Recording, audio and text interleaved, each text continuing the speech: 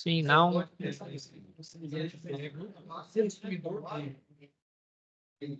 Não conseguindo? Sim, beleza, Maxwell. Obrigado aí pelo retorno. Então, hoje, vou até entrar na turma aqui, eu tava até na outra. Hoje a gente vai dar início, né, ou continuidade, à nossa unidade curricular de processamento de sinais, tá? Pós-carnaval. Então, vocês já têm aí, né, uma aula que foi uma introdução a essa parte de processamento de sinal, mostrei alguns tipos de sinal, diferença dos sinais. Se alguém mandou mensagem. Beleza, Wellington, obrigado. Então, é a diferença dos sinais analógicos, sinal discreto, sinal digital, tá? Então, eu mostrei para vocês a diferença, né, desses sinais e onde que eles são aplicados. Hoje, né, essa primeira web aula aqui, ela foi com o propósito de auxiliar vocês, ó, nessa primeira unidade curricular, que eu mostro para vocês sinais analógicos, sinal digital. Na unidade curricular, não, primeiro fórum, tá? Então, baseado nisso, vocês já podem desenvolver o primeiro fórum. Essa segunda aula vai ser focada agora no segundo fórum. Depois que nós analisarmos, né, todos os fóruns, vou passar para as atividades, tá? Mas lembrando que os fóruns também, né, são avaliativos, tá? Então, é imprescindível que vocês façam. Eles são mais tranquilos de serem desenvolvidos, mas é importante que vocês façam porque tem um peso significativo nas notas de vocês, tá? Então, hoje a gente vai falar sobre alguns sensores, tá? Então, essa aula vou falar sobre alguns sensores industriais que vocês verão com frequência, principalmente aí para quem vai trabalhar no ramo industrial, né? Hoje em dia também é encontrado na parte predial, mas com menos frequência, tá? Então vamos lá. Sensores industriais, né? Vamos trabalhar alguns tópicos: sensores de proximidade indutivos, os sensores de proximidade capacitivos, os sensores fotoelétricos. Como é que a gente faz essa seleção de sensores? Algumas características de alimentação, saída e fiação desses sensores. Lembrando que aqui é uma parte mais introdutória que a gente vai depois, né, conforme a gente vai desenvolvendo as atividades, que tem um nível de complexidade maior, a gente vai detalhando cada sensor que a gente vai trabalhar lá, tá? Então, basicamente, né, o que é um sensor? Então, um sensor é um dispositivo para detecção e sinalização de uma condição ou mudança, né? Pode detectar tanto a presença como a ausência de um objeto ou material, tá? E essa detecção pode ser discreta ou uma detecção analógica. O que eu mostrei para vocês? Discreto é pegar algumas leituras analógicas, né? Então, você consegue pegar alguns pontos dentro da leitura analógica para não precisar fazer aquela coleta. Nem existe, né? Se a gente fosse olhar realmente, não existe nenhum dado analógico. Por quê? Porque a gente, querendo ou não, os microcontroladores, eles funcionam pegando pulsos, né? Então, é através de pulsos. Você consegue fazer várias leituras que ele tem uma característica de analógico, mas, no geral, seria, né, basicamente uma leitura discreta, porque você vai pegando vários pulsos ali, você vai enviando um sinal, ó, pega a leitura agora, de 1 microsegundo em 1 microsegundo. Você vai pegando várias leituras, e aquelas leituras que você vai coletando é o que a gente chama de detecção discreta, né? Você não pega durante o tempo todo, você pega durante alguns intervalos de tempo, tá? Uma quantidade mensurável com uma mudança na distância, tamanho ou cor, né? Nesse caso, seria uma detecção analógica, né? Que você tem que fazer a verificação um pouco mais contínua no tempo, tá? Esta informação ou saída do sensor é a base para a monitoração e o controle de um processo de produção, tá? Então, é basicamente isso que são os sensores. São para identificar tanto questões de on-off, né, que seria instalar ou não instalar, ou questões mais minuciosas, né, que é distância, tamanho, tipo de cor, né, intensidade lá das cores, né, do sistema RGB, por exemplo, tá? Então, dentro dos sensores, né, nós temos os sensores que funcionam com contato ou sem contato. Os com contato é aquele que precisa, né, encostar, tá? E os sem contato não precisam encostar. Então, com contato, né, são os dispositivos eletromecânicos que detectam a mudança através de contato físico direto com o objeto. Geralmente não requerem alimentação, podem... Por que que ele não requer alimentação, né? O sistema de lógica dele precisa de alimentação, mas ele em si, para funcionar, não precisa. Por quê? Porque você vai ter que encostar nele e ele vai mudar o seu estado. Eu gosto de dar o exemplo aí de fim de curso, né? O que que é um fim de curso? Um fim de curso é como se fosse um interruptor, só que ele é encostado por algum equipamento. Aí ele muda o estado, né? Podem ser manusear concorrentes maiores, normalmente, são geralmente mais fáceis de entender e diagnosticar, que é igual o caso do fim de curso, né? Você encostou alguma coisa nele, ele clica, né? Ele muda o seu estado. Se for fechado, vai abrir, se for aberto, vai fechar. Então, ele é muito mais fácil da gente conseguir entender. Temos alguns exemplos, né? Que é o encoder. O encoder é um equipamento que é acoplado em motores de corrente contínua, que ele identifica a angulação, né? Do giro do motor, tá? Então, ele tem essa função. Temos lá os fins de curso, chaves de segurança, né? Que tem essa função on-off. Os encoders convertem o movimento da máquina em sinais de dados. As chaves fim de curso são usadas quando o objeto-alvo pode ter contato físico, né? Quando você pode encostar, vamos supor que é uma caixa. Toda vez que a caixa está passando numa esteira e ela chega no ponto final, né, onde você quer recolher ela encosta num fim de curso. Então, quando ela encosta naquele equipamento, ele para a máquina. Então, se você pode encostar, né? Agora não, é um equipamento que não pode ter contato com nada. Beleza, então eu não posso utilizar fim de curso, eu vou ter que utilizar sensores, tá? Seria legal mostrar para vocês lá no nosso laboratório lá de acionamentos, porque tem, né, vários equipamentos lá. Né? No caso, eles são sensores fotoelétricos, né? Então tem lá, ele bate e reflete, né? Se não, se voltar, dependendo, né, da intensidade que volta esse flash, né, de infravermelho, ele funciona, né? E assim sucessivamente. E temos, né, que nesse caso que eu comentei para vocês, é o sem contato, que são os dispositivos eletrônicos de estado sólido, que criam um campo ou um feixe de energia e reagem a distúrbio nesse campo, né? Características: nenhum contato físico é requerido, né? Como exemplo, a gente tem o sensor fotoelétrico, né? Que ele emite um feixe de luz. Aquele feixe ele bate no equipamento e volta. Quando ele bate e volta, aí ele identifica a presença de algo, né? Temos lá os capacitivos, né? Que ele consegue identificar todo tipo de material. Temos os indutivos, que ele consegue identificar os materiais metálicos, né? O que contenha ferro.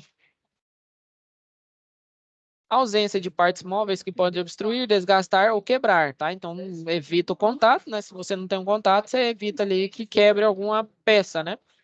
Geralmente podem operar com maior rapidez. Maior flexibilidade de aplicação. Exemplo, sensores fotoelétricos, indutivos, capacitivos, ultrassônicos, são tecnologias sem contato. A gente vai ver alguns desses aqui agora, tá? Os sensores sem contatos podem também estar suscetíveis à energia irradiada por outros dispositivos ou processos, tá? Então, se você colocar dois, um próximo do outro, né, o feixe de luz ele pode bater ali e fazer uma inclinação que pegue no outro receptor. Então, assim, é importante que a gente avalie nessas possibilidades. Então, um exemplo prático.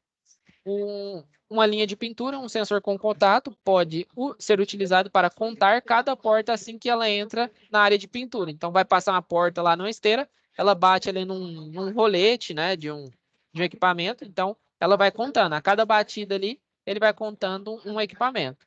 E pode utilizar, né, depois do processo de secagem, que você não pode encostar mais, né, na porta, na teoria. Então, ele utiliza a contagem através dos sensores sem contato, né, para não ficar manchando, né, a pintura nem nada. Você só coloca ele para identificar a proximidade, depois que ele passou, você contabiliza, tá? Então, pode ser utilizado dessa forma. Você pode utilizar primeiro enquanto você pode encostar na peça e outro depois quando você já não puder mais encostar na peça, tá? Dentro desses casos, né, que eu falei para você, nós temos lá a detecção discreta, que normalmente ela está ligada, né, a responder uma pergunta que é: o alvo está lá? Sim ou não, né? Seria o sistema on-off. Então, você tem essa detecção discreta. Normalmente, quando você está falando lá de um detector capacitivo, você coloca uma esteira, vai chegar ali uma capacitiva, então pode ser um plástico ali, vai chegar alguma coisa de plástico, ele para a esteira. Aí ele executa alguma atividade, fecha a esteira, alguma coisa acontece e depois ele retorna, né? Então, o que que significa? Ou o equipamento está ou o equipamento não está. Ele não fica avaliando se a qualquer distância em si. Ele só verifica se está lá ou não, tá? Então, essa é a detecção discreta. Já a detecção analógica, ela consegue fazer uma avaliação mais contínua da saída.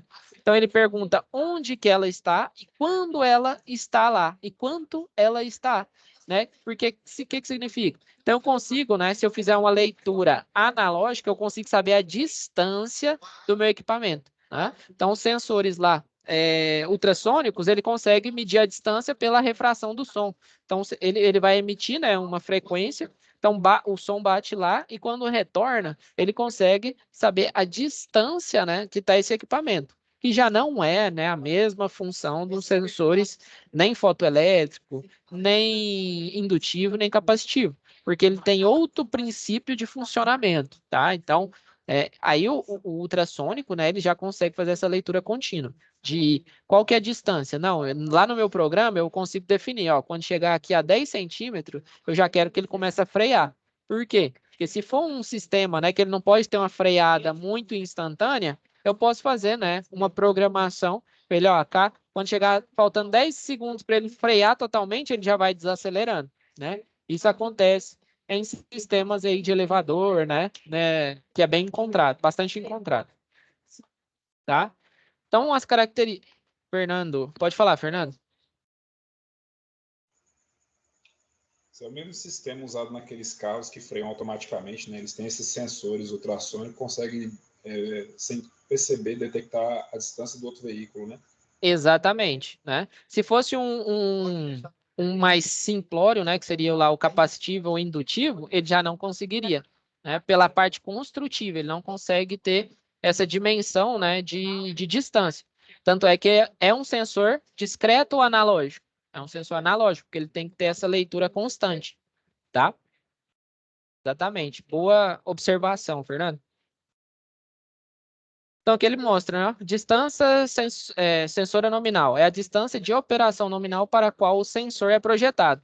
Esta especificação é atingida usando-se um critério padronizado sob condições médias. O que isso aqui acontece? Ó, a gente consegue ver dois sensores. Então, aqui embaixo seria um sensor indutivo ou um capacitivo, né? Ele não especifica, mas eles têm a mesma aparência. E aqui, ó, é um sensor fotoelétrico. O sensor fotoelétrico ele tem um emissor e um receptor. E quando algo passa aqui no meio, ele corta, né, a emissão e a recepção e executa uma ação, né? Esse aqui é um dos mais utilizados em elevador, né? Então você está lá, você coloca a mão, tem vários lá na porta do elevador. Você colocou a mão, interrompeu a passagem de um sensor, pode ter certeza que ele vai executar essa ação. Enquanto esse aqui é o mais utilizado, né, para detecção de caixa, de equipamentos em esteira industrial. Tá?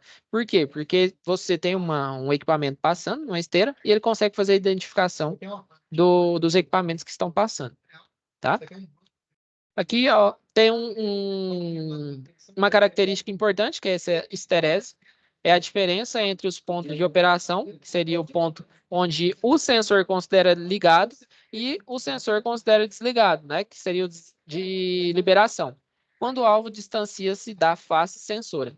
Sem esterese, um sensor de proximidade irá ligar e desligar continuamente, oscilando enquanto houver vibração excessiva aplicada ao movimento. Então, imagina que você tem aqui ó, um equipamento, né? E você não tem ajuste de esterese. Se ele vibrar, ele vai movimentar aqui ó, micrometros para os lados. Então, cada vibração que ele dá aqui, ó, ele faz uma leitura. Mas quando você regula a esterese dele para identificar aqui, essa vibração não vai ser o suficiente. Ó, eu tenho que afastar aqui pelo menos 2 centímetros para contar como desligado. Aí ele não faz essas leituras erradas. Tá? Então, é um item, né, importante quando a gente fala da leitura de sensores, tá? É a configuração da esterese desse equipamento, para ele não ficar fazendo leitura o tempo todo, né? Por causa de uma vibração, tá? Ou de alguma ação, né? Às vezes você tem aqui uma latinha e vai precisar fechar. Aí toda vez ela dá uma vibrada aqui e ele conta mais duas. Então você não tem um sistema preciso, né? Não está com a esterese bem ajustada, tá? Repetitividade é a habilidade do sensor de detectar o mesmo objeto à mesma distância todas as vezes, expresso como um percentual de distância sensora normal. Esse número é baseado em uma temperatura ambiente constante e tensão da fonte, tá? Então, esses valores, né, quanto mais linear, né, muitas das vezes ele funciona por variação de tensão, né? É um sistema que ele funciona ali me fugiu a palavra aqui, mas é um sistema que funciona no NPN ou PNP, que é um semicondutor. Aí, ó, lembrei.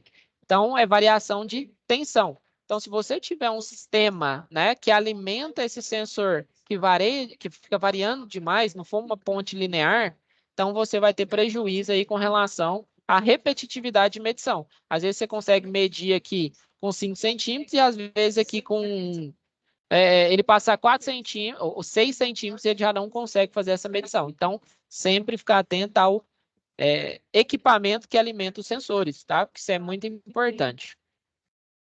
Frequência de comutação, tá? É o número de operações de comutação por segundo alcançável, sob condições padronizadas. Então, aqui a gente tem um sensor, muito provavelmente é um material não magnético e não condutivo. Muito provavelmente, essa parte de baixo aqui, ó, é uma parte de baixo que não contém ferro, né? E aqui em cima é onde contém ferro. O que eu quero ler? Eu quero ler a quantidade de dente, né, de uma engrenagem. Então, o que eu faço? Eu faço, né, eu coloco aqui o meu sistema capaz de conseguir fazer a leitura do de cima e descartar a leitura do de baixo, tá? Então, essa é a frequência de comutação. Quanto ele consegue, né, se esse equipamento estiver rodando? Será que ele consegue medir todos esses dentes aqui, né? Ou todas essas caixas, né, dependendo da velocidade de uma esteira? Normalmente a medição, a contabilização de caixa ou algum outro item, ela é feita na lateral. Por quê? Porque você evita, né, esse problema aqui, ó, de comutação, que é justamente esse ajuste de leitura e não leitura. Então, se você coloca de lado aqui, não tem nada no horizonte, então fica mais fácil de fazer essa leitura, tá? Isso aqui é bem complicado de fazer os ajustes. Com relação, né, às chaves fim de curso, uma chave fim de curso é um dispositivo eletromecânico que consiste de um atuador mecanicamente conectado a um conjunto de contatos. Quando um objeto entra em contato com um atuador, o dispositivo faz com que os contatos façam ou desfaçam uma conexão elétrica. Então, como eu entrei, né, nos sensores, sensor não é tudo que é eletrônico. Eu posso ter um sensor mecânico. E o estudo, né, das chaves fim de curso é justamente para estudar os sensores mecânicos, tá? É um sensor que ele identifica a mesma coisa de um sensor eletrônico, né, que contém ali circuitos eletrônicos, só que ele é um pouco mais simples. É como se fosse um interruptor de iluminação, onde o próprio sistema desliga e liga ele, né? Mecanicamente, tá? Por isso que ele é um sistema eletromecânico. É pura mecânica, não tem nada de eletrônica lá aplicado. Ele muda os estados mecanicamente, tá? Vou passar um pouquinho mais rápido, porque senão acaba que a gente não vai dar tempo de ver tudo, porque é bem grande esse slide. Então, aqui a gente tem alguns exemplos, né, dessas chaves fim de curso. Então, aqui a gente tem como se fosse um interruptor internamente e aqui o atuador. Então, quando você movimenta o atuador, ele comuta. Se você tiver ligado ele nos normalmente abertos e fechar, ou normalmente aberto, ele fecha, e se for no normalmente fechado, ele abre. E quando eu falo de normalmente fechado, normalmente aberto, a gente ainda não entrou muito, né, nessa parte de contatos auxiliares, né, ou contatos abertos e fechados. A gente ainda vai ver. Mas o que significa? Vamos supor que você está falando ali de um interruptor lá na sua casa. Quando a luz está desligada, a gente considera ele como um contato aberto. Por quê? Porque não está tendo passagem de corrente elétrica. né? Se eu aperto ele lá, né? Eu aperto lá o interruptor e ele fecha, significa o quê? Que agora eu tenho um contato fechado. E a mesma coisa aqui, ó. Se eu tiver, né, uma caixa passando aqui em cima, eu vou comutar. Por quê? Porque eu vou mudar, né, o estado interno. Quando a caixa termina de passar, eu retorno para o meu estado natural. É a mesma coisa de estar com o dedo ali ligando. É como se fosse uma campainha, né? É melhor a comparação com a campainha. Eu aperto ela, aí ela vai funcionar. Aí quando eu solto, ela abre, retorna para o estado natural. É a mesma coisa do fim de curso. Então vamos comparar agora o fim de curso com a campainha. E tem várias formas desse atuador, né? Tem atuador mais grande, tem menor, tem de rolete. Tem esse aqui, ó, que é um gigantesco, né? Que fica mais fácil aqui se for uma caixa para pegar. Tem o de barra, né? Alguma coisa vai passar aqui. Alavanca em forma de garfo. Então, tem vários tipos, né, de atuadores que são a parte externa. É como você vai acionar e desacionar esse atuador. É simples assim. A parte interna é igual de todos, tá? É troca de estado. Se estava fechado, vai abrir. E se estava aberto, vai fechar. Quando ele tem essa troca de estados, a gente consegue mandar essa energia para um CLP, para algum controlador, e ele faz a contabilização, né? Aí, daí você consegue saber a quantidade de equipamentos que passou por ali, né? Então dá para a gente fazer essas programações, tá? E a gente vai ver durante o nosso curso as programações de controladores, né? Para fazer essas automações. Vantagens, né? Desses elementos mais eletromecânicos, não tem tanta eletrônica. É fácil utilização, simples, muito simples. Invólucro duradouro, normalmente ele é robusto, né? Não tem tanto problema com queda, com problemas ambientais, né? Com dificuldades ambientais. Boa vedação, né? Alta resistência para diferentes condições do ambiente e alta repetitividade na leitura. Por que que ele, perdão, por que que ele tem essa alta repetitividade? Porque é on-off e são mecânicos, né? Se passou, clicou, funcionou. Se não, não funciona, né? Ele não tem leituras falsas, dependendo da cor, dependendo do tamanho, dependendo da distância. Então, assim, ele é bem robusto com relação a esses itens, né? Vantagens e desvantagens. As vantagens, ela é da chave fim de curso, é que ela suporta uma tensão de alimentação mais elevada e uma corrente mais elevada, tá? Enquanto os sistemas eletrônicos, eles só enviam pulsos, né? Então, muito provavelmente vai ter que ter ali um sistema controlado, né? Para você receber esses pulsos e transformar esses pulsos em dados, né? Em dados, em sinais, para fazer a automação. Enquanto esse aqui não. Às vezes você põe lá um fim de curso no portão da sua casa, né? Se você pegar lá o normalmente aberto do condutor que alimenta o motor do portão e colocar o braço, né, onde você puxa o portão para quando chegar no final apertar ele, ele consegue funcionar seu portão com tranquilidade. Por quê? Porque ele é robusto, né? É como se fosse um interruptor, tá? Imunidade de interferência de ruídos, imunidade de interferência de radiofrequência, então é bem robusto também com relação a isso. Ausência de fuga de corrente, queda mínima de tensão e operação simples normalmente aberto ou normalmente fechado. Isso aqui é o mais legal. É muito simples de usar, tá? Aplicações típicas, sistemas transportadores, máquinas de transferência, tornos automáticos, máquinas de fresa, furadeiras e fresadoras, equipamentos de alta velocidade.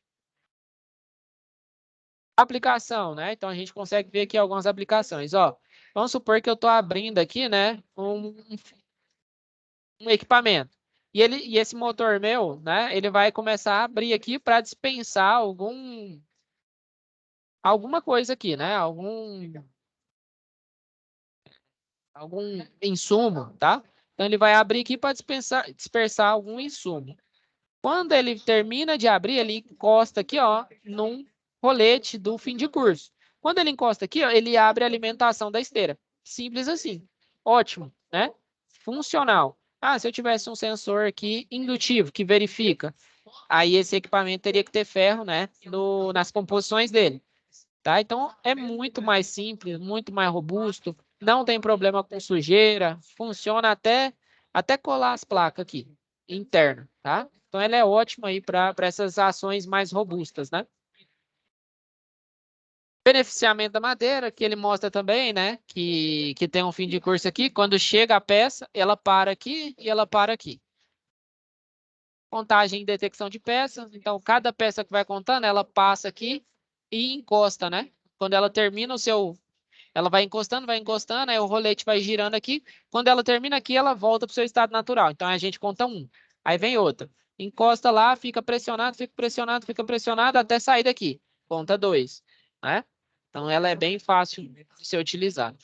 Aqui o horário, 40, beleza.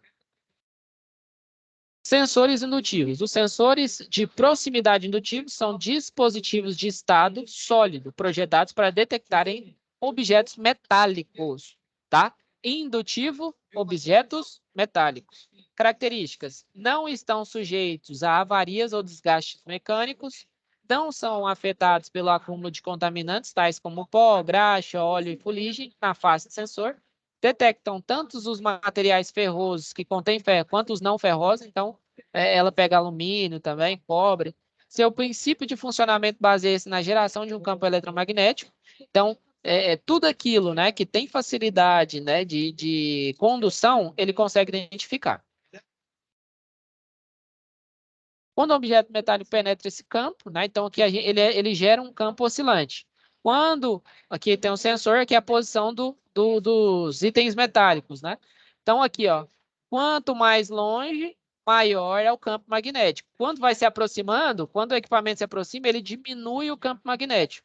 Quando ele tem essa diminuição do campo magnético, ele identifica a presença, né? Ó, ele anula aqui, ó, oscilador para o metal é detectado. Então ele anula o campo, né? Porque ele vai gerando um campo magnético aqui, ó, externo. Aí, quando você chega a um material ferroso, né, um metal, ele vai anular a passagem desse campo magnético. Quando ele anula essa passagem, o sensor identifica a presença, né, do material, tá? Então, ele tem essa função aqui, ó. Então, é alimentação, saída de estado sólido. São pulsos, né? Então, ele fica mandando pulsos aqui. Circuito acionador, então, são os sensores. Aqui é o oscilador. Ele vai enviando, né, esse campo magnético. Cheguei aqui com o metal, ele vai mudar, né, esse campo magnético. E aí, ele identifica a presença, tá? Vou passar um pouquinho mais rápido aqui, senão... Então, temos lá os sensores indutivos, que são aparentes e os embutidos, né? Então, ele pode ser tanto embutido em alguma parte mecânica ou aparente, né? Normalmente, ele é aparente, ele fica ali fora das esteiras, né? Para fazer essas identificações. Fatores de correção. Então, dependendo do material, né? Se for um aço doce, um aço inoxidável, um bronze, alumínio ou cobre, você tem, né, a capacidade de ajustar, né, a distância com que ele consegue fazer essas coletas. Tá? Então, cada material ele tem sua especificidade. Vantagem. Então, não são afetados pela umidade, não são afetados pelo ambiente, como poeira, sem partes móveis, porque ele é isolado normalmente, né? Sem partes móveis, sem desgaste mecânico, né? Porque nada fica encostando nele. Não dependem da cor, então pode ser material metal de qualquer cor, né? Já pintado. Menor superfície dependente do que outras tecnologias sensoras. Sem zona cega. Desvantagem: detectam somente a presença de alvos metálicos. Amplitude operacional menor do que outras tecnologias sensoras. Podem ser afetados por campos eletromagnéticos fortes. Tá? Então, você vai colocar um sensor desse dentro de uma subestação abrigada. O que é uma subestação abrigada? Normalmente, em indústrias grandes, a gente tem lá um transformador. O transformador ele gera, né, um campo eletromagnético muito forte. Então, ele é bem afetado por esses campos eletromagnéticos. Tá? Então, é importante a gente observar esses fatores. Aplicação: sensor de proximidade indutivo, né? Então, às vezes, você tem aqui um equipamento que pode, no máximo, chegar até aqui, né? Isso aqui é torneiro mecânico, trabalha num torno, isso. Que é um torno, né? Mandril, sensor de proximidade indutivo, que ele só permite chegar até uma certa zona. e assim sucessivamente. Detecção de bucha no pistão, né? Então, dependendo, né, da onde você coloca, ele sabe se tem a bucha ou se não tem a bucha interna. Classificação das peças, né? Então, se ela está virada para o local certo ou não, dependendo da distância, né? Então, se ele tá com a distância diferente do projetado, é necessário que faça o ajuste, né? Ou a dispensa do equipamento. Detectores capacitivos. Então, a detecção capacitiva é uma tecnologia própria para detectar não metais, sólidos e líquidos. Podem detectar metais, porém o custo é mais elevado que o indutivo, né? Então, como ele detecta tudo, ele é mais caro que o indutivo. Então, é melhor, se for fazer essa análise com metais, é melhor comprar o indutivo.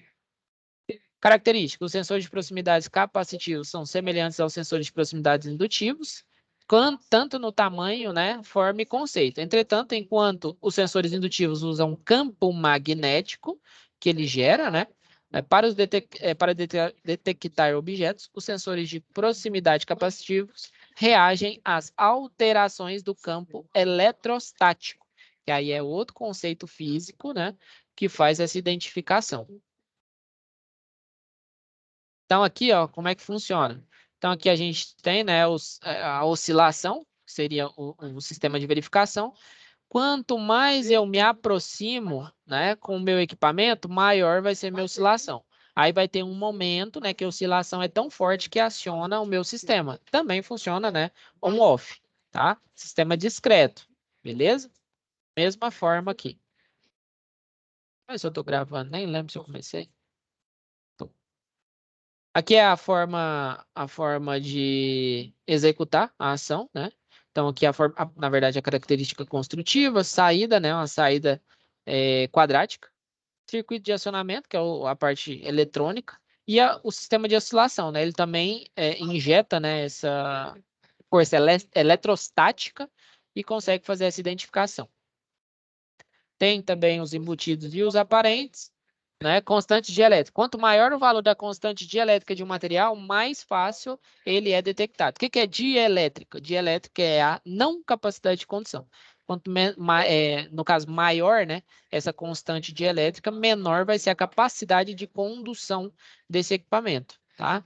Então ele consegue identificar, ó, petróleo, poliacetanol, tem algumas constantes, né, para esse dielétrico. Então, o que acontece? Quanto mais denso e menor a capacidade de passagem de corrente, né, igual o plástico, a borracha, aquela força eletrostática que ele vai gerar, ela vai ter que ser mais intensa, né?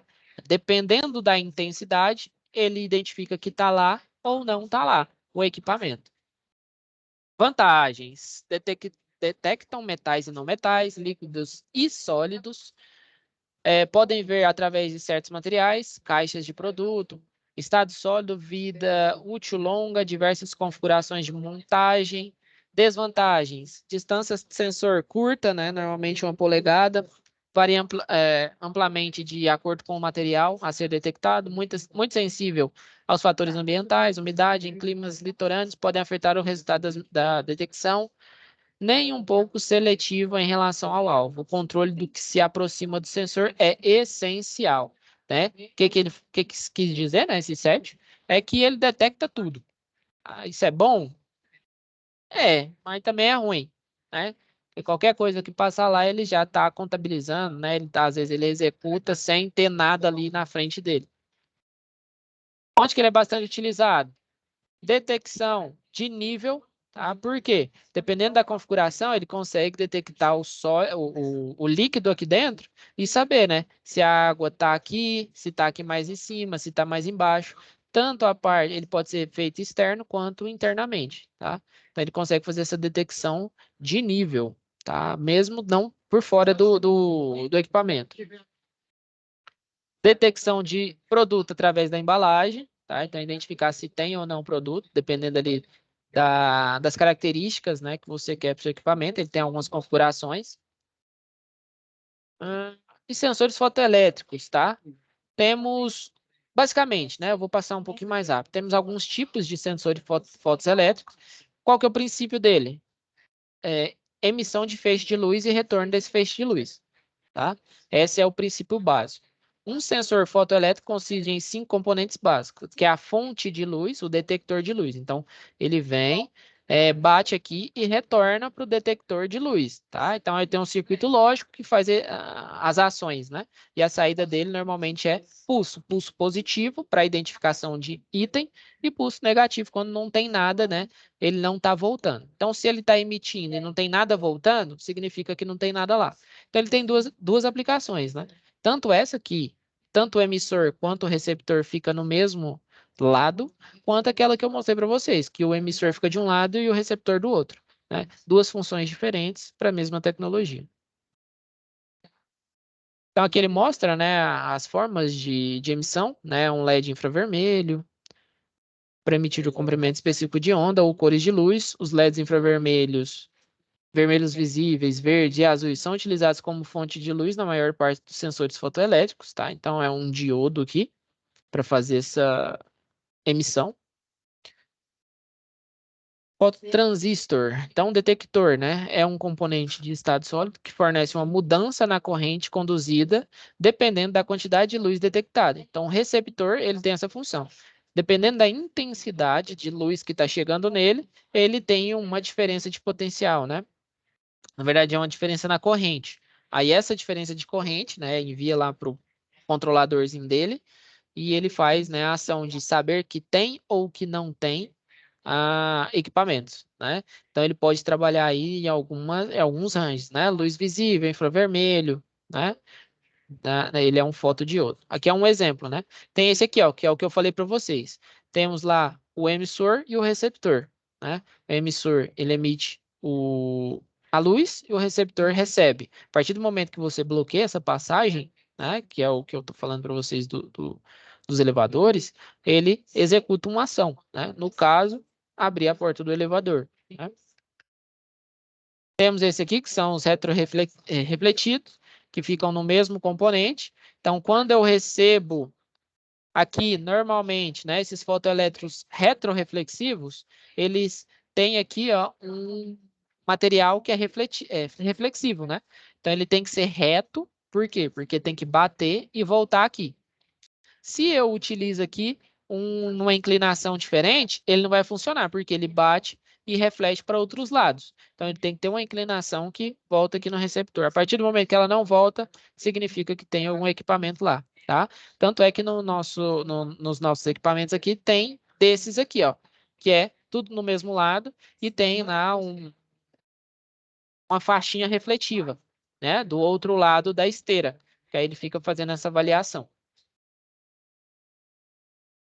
Tipos, né, de retroflexíveis. Esse aqui, ó, ele detecta resíduos de rolo. Nesse caso, né, ele vai analisando, né, toda a superfície e se tiver algum probleminha, às vezes uma mancha na superfície, ele identifica, né, algum resíduo.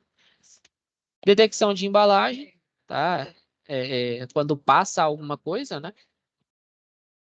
E temos, né, os sensores resistivos, tá?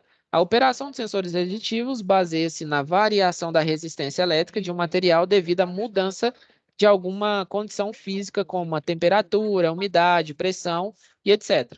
Um exemplo comum é o termistor, um tipo de resistor cuja resistência varia significativamente com a temperatura, né? Um dos exemplos, né, desses sensores que eu gosto de passar para vocês são os sensores, os PT100s, que é um sensor de temperatura que ele varia a resistência, né? Por quê? Porque ele é feito com dois materiais metálicos diferentes, né, juntos. Aí a gente tem, né, diferenças ali nas composições. Aí ele vai ter uma diferença de resistência. Aí essa diferença de resistência, dependendo da temperatura, a gente consegue identificar qual que é a temperatura, tá? Então temos lá os termopares, né? Temos também transmissores de pressão, que pode ser utilizado baseado na diferença de resistência, tá? Normalmente são feitos, né, utilizando a diferença de tensão, também é bem utilizado, tá? Então, temos essas características aí também, tá? Alimentação, tá? Então, a alimentação, normalmente eles variam aí, né, de tensão alternada e contínua. Alternada na casa de 90 a 250 volts, tá? Contínua na casa de 10 a 30 volts, normalmente é 24 volts, é os mais usuais, tá? 24 volts, mas tem aí também até de corrente contínua maior aí que 200, de 20 a 250, tá? Acontece de encontrar. Os mais usuais, né, como eu comentei com vocês, 24 volts em tensão contínua. Saídas. Temos lá os saídas eletromecânicas, que é os sistemas de fim de curso, e os de estado sólido, tá? Normalmente aberto, normalmente fechado. Fiação. Temos, né, sensores. Normalmente os sensores são de 3 fios, tá? Tem sensor de 2 fios também, tá? Quando são malhas, né? A gente ainda vai falar sobre as malhas. Tem sensor de 3 fios, o PT100, que eu falei para vocês, que varia a resistência, tem tanto de 3 fios como de 4 fios também. Os de 3 fios são convencionais, né? Os que eu comentei com vocês, os indutivos, os capacitivos, o fotoelétrico, são todos a 3 fios, tá? E alimentação, né? Sempre verificar aqui.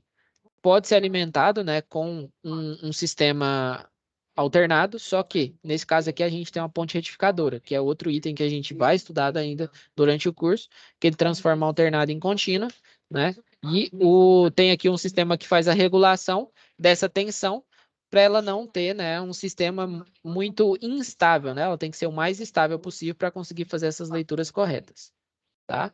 Algumas formas de ligação, a gente ainda vai ver nas atividades em si, sem ser os fóruns, a gente vai ter que fazer a ligação de alguns sensores, tá? Mas normalmente a ligação dos sensores são bem simples, não são muito complexas, só tem que ficar atento se é um PNP ou um NPN.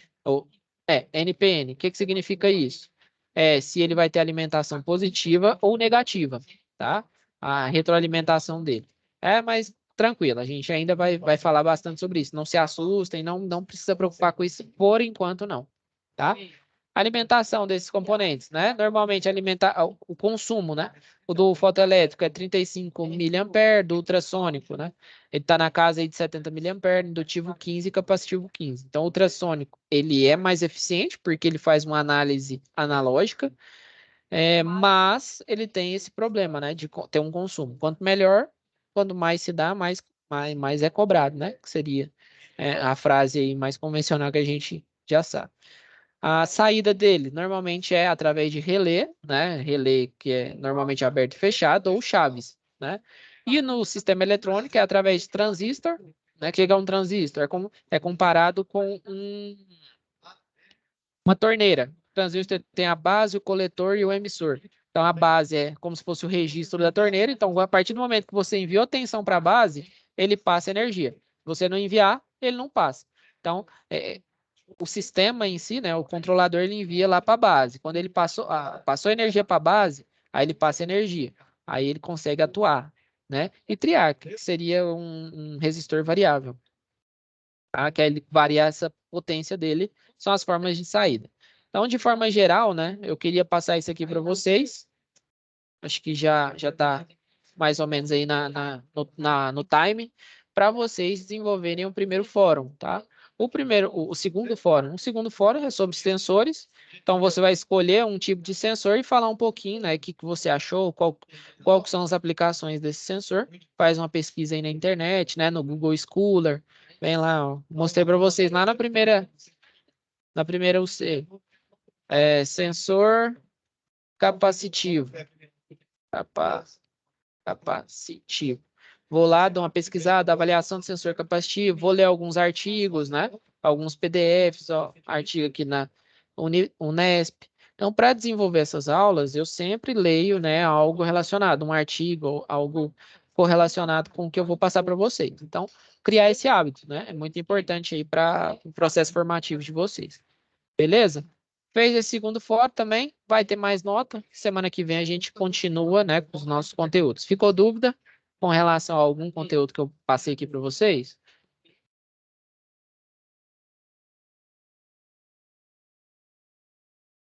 Sim? Não? Então, pessoal, se não ficou dúvidas, vou finalizando a nossa aula de hoje, né? Espero que vocês tenham gostado aí da aula. Obrigado pela presença. bons estudos aí durante essa semana e até a próxima aula. Falou, pessoal. Boa noite.